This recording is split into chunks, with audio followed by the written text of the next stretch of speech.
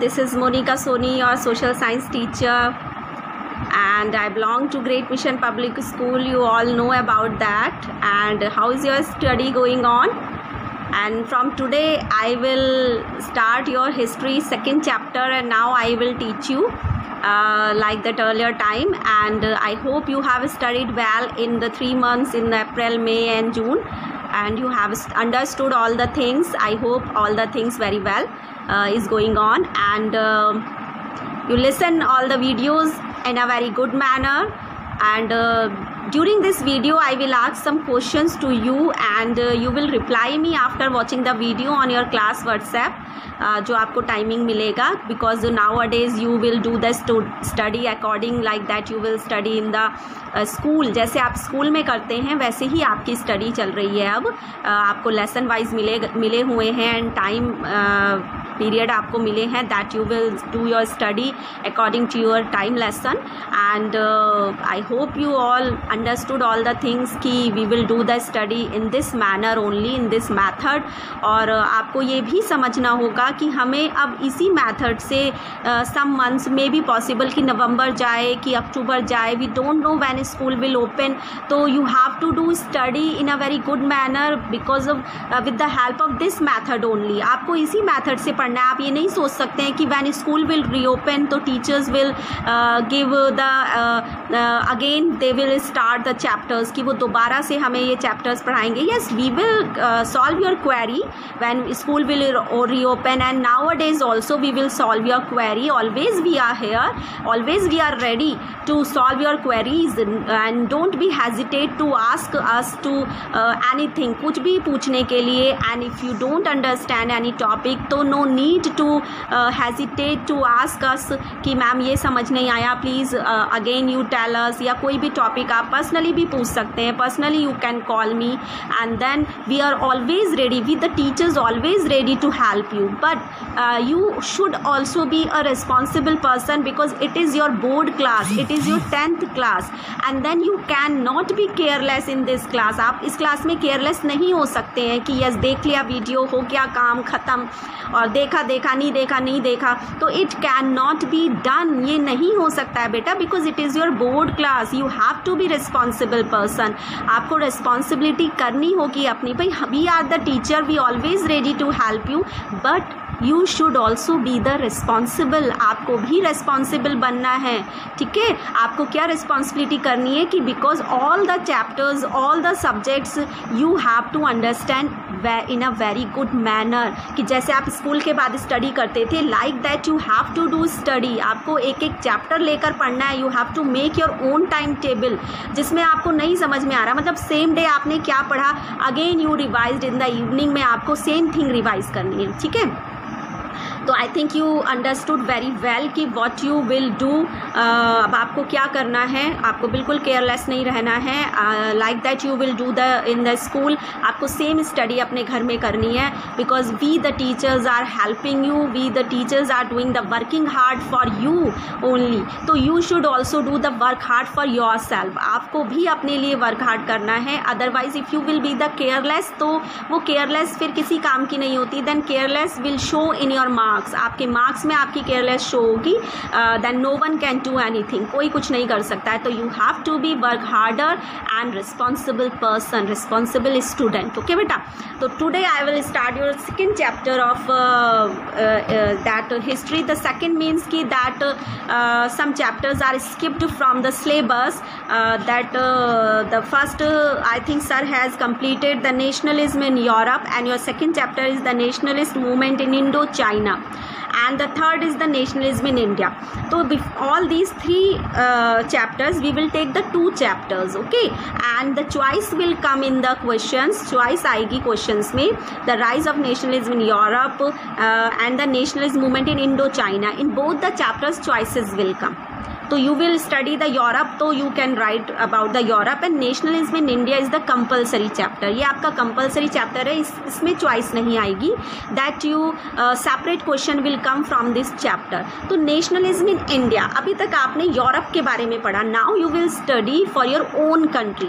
Do you know what is nationalism? Nationalism क्या होता है? What is nationalism? Nationalism means कि when our country is under the control any the colonial, किसी colonial के under control में है, colonization है हमारे देश में, तो who were the people those who fought for our country's freedom, for our freedom, वो लोग जो हमारे देश की आज़ादी के लिए लड़े, जो हमारी आज़ादी के लिए लड़े, वो कौन लोग थे? And what is this feeling? उस फीलिंग को हम क्या कहते हैं? The feeling of the love of our nation, जो आज हमारे सारी मिलिट्रीज़ के में है, हमारे सोल्जर्स के हार्ट में है। तो that feeling we know as, या we can call this feeling nationalism feeling. उस फीलिंग को हम नेशनलिज्म बोलेंगे, the feeling of the love of our nation. अपने नेशन के लिए जो एक प्यार भरी फीलिंग होती है ना, कि अपने नेशन के लिए, अपने देश के लिए कुछ कर गुजरना, अपने देश के लिए मर जाना। इतने हमारे soldiers nowadays they are going to be died for our nation, तो that is the nationalism, it is the feeling of nationalism. उसे हम एक नेशनलिज्म की फीलिंग बोलते हैं, कि that feeling we fought for our freedom. तो ये नेशनलिज्म इन इंडिया क्या है? What is this? तो यू ऑल नो अबाउट कि that Britishers were there in 8th class, you have studied कि हमारे देश में ब्रिटिशर्स आ गए थे from the 18th century and they have captured our India, उन्होंने हमारे भारत को कैप्चर्ड किया। Trade to territory, trade to territory means कि firstly they have captured the East India Company, the European company came to India and this company captured the trade and slowly that captured the territories, जो हमारे states थे उनको उसने captured किया, zamindars, nawabs, they have captured and then they have authorised whole India, उन्होंने पूरे भारत को अपने कंट्रोल में कर लिया था। तो दैट मीन्स कि that was happen in India. कि what happen during the British reign, जो हमारा ब्रिटिश राइन था, ब्रिटिश रूल था, उस टाइम में क्या हुआ भारत में, what happen during that period and who were the people, वो कौन लोग थे, those who came to India with the feeling of nationalism and they moved out, they move the Britishers from India, उन्होंने भारत से इंडिया को भगाया। Who were these people? I think you know about these people, you know this people.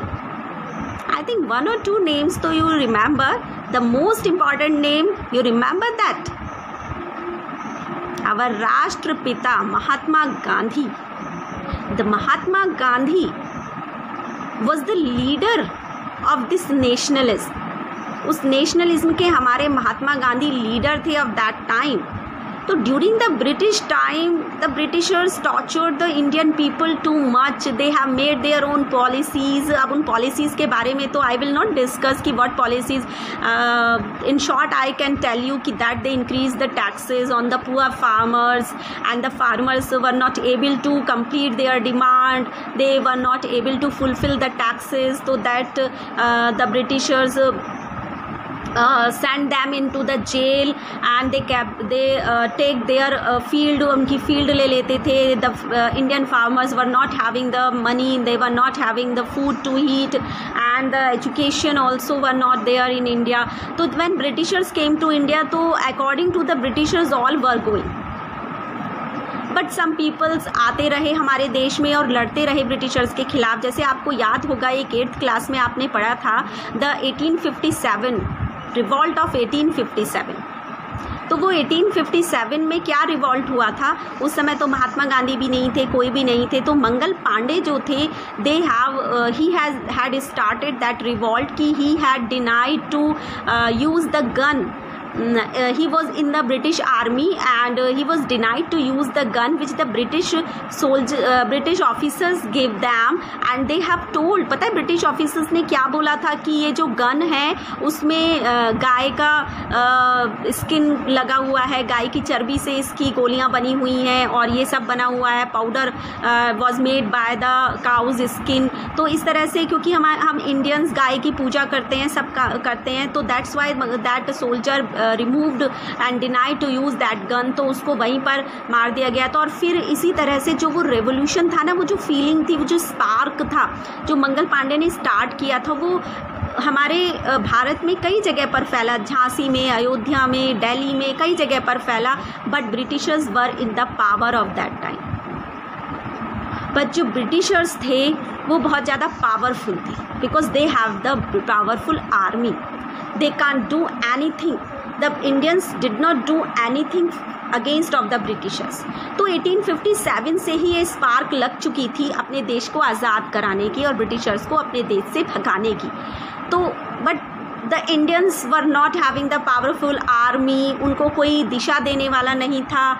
Indian farmers were poor, वो बहुत ज़्यादा गरीब लोग थे। They were not doing anything, कुछ नहीं कर सकते थे वो। तो that's why nothing was happened after some years, कुछ नहीं हुआ। But when Mahatma Gandhi came to India, जब महात्मा गांधी 1915 में भारत आए फ्रॉम द साउथ अफ्रीका,